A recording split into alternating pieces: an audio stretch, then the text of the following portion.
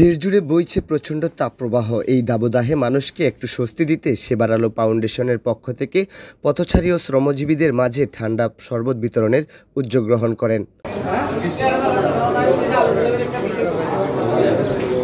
ফাউন্ডেশনটি চলতি বছরের 17 এপ্রিল প্রতিষ্ঠিত হয় প্রতিষ্ঠাতা সভাপতি সায়েদের হাত ধরে। দুপুর 12টা থেকে কবিরহাট উপজেলা স্বাস্থ্য কমপ্লেক্স থেকে এই শরবত বিতরণ কার্যক্রম শুরু হয়। এমন সেবামূলক কাজ করে এলাকায় প্রশংসা কুড়িয়েছেন ফাউন্ডেশনটা যে সেবামূলক কাজটা করতেছে এটা ভালো কাজ, সবার জন্য সবাই প্রাণ ফিরে পাবে, অর্থাৎ সুস্থির জন্য যে সেবা করতেছে এটার জন্য আপনাদেরকে ধন্যবাদ। শরবত খাওয়াচ্ছে গরমের ভিতরে, এটা খুব ভালো লাগছে, এটা করা আরো উচিত। ধন্যবাদ যাতারা করছে এটা করে, আলহামদুলিল্লাহ খুব ভালো।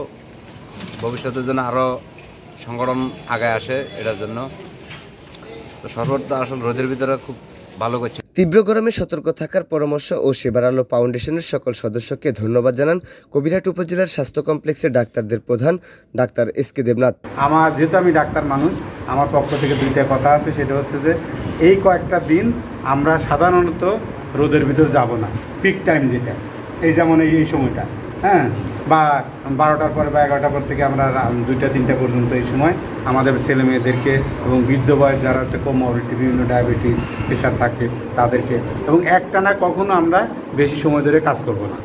এই জন্য আমরা বিশেষ করে কৃষি কাজ যারা করে তাদের দিকে আমরা খেয়াল রাখবো এবং তাদেরকে বার্তাটা দেবো যে অ্যাক্টিভিটিস আমার উপজেলা হেলথ কমপ্লেক্সের পক্ষ থেকে, আমি ডাক্তার এস.কে. দেবনাথের পক্ষ থেকে আপনাদেরকে সবাইকে সাধুবাদ জানাচ্ছি, আপনাদের প্রতি কৃতজ্ঞতা প্রকাশ করতেছি। এমন উদ্যোগ দেখে অন্য ফাউন্ডেশনগুলো মানবিক কাজে এগিয়ে আসবে এমন প্রত্যাশা সচেতন সমাজের। ফাউন্ডেশনকে সেবার আলো, কারণ এই প্রচণ্ড গরম মানুষ অতিষ্ঠ এবং খুবই বিপদ আপদের সরাপন্ন হয়েছে, এটার জন্য আপনাদেরকে ধন্যবাদ যে অন্তত মানুষের একটি ক্লান্তি হলেও দূর হবে।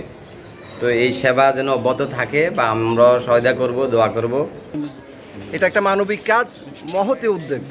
এই তীব্র গরমের মধ্যে প্রচণ্ড দাবাদায় মানুষ যখন অতিষ্ঠ, পানির জন্য অনেকের পিপাসায় রোজ ছটফট করছে, ঠিক তখনই তারা এই তীব্র গরমে পিপাসার্থ মানুষকে ঠান্ডা শরবত দিচ্ছে, ঠান্ডা শরবত বিতরণ করছে তাদের মাঝে।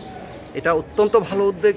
এই ভালো উদ্যোগকে আন্তরিকভাবে ধন্যবাদ জানাই। মন্দ কাজ পরিহার করে নতুন প্রজন্ম ভালো এবং মানবিক কাজে সুদক্ষ হয়ে উঠবে এমন প্রত্যাশা সকলের। কাজী মঈনুদ্দিন রবিন, নোয়াখালী নগর টিভি, নোয়াখালী।